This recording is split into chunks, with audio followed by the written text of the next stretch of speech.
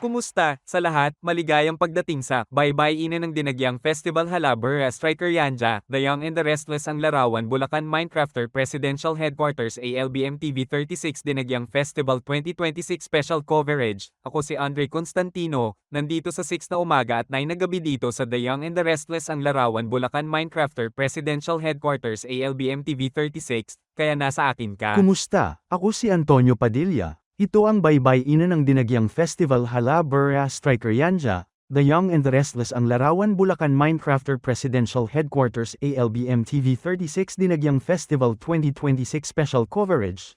Ngayon ay iyong sa Minecraft, mula sa Sordacarta Provinces, at ang akin mo una. Kumusta ka, Sir Dacartino? Ako si Miss Antonia Gray mula sa Minecraft, ngayon mula Dinagyang Festival. Humanda sa pagsakay dito sa una ALBM TV 36 shows ng Dinagyang 2026.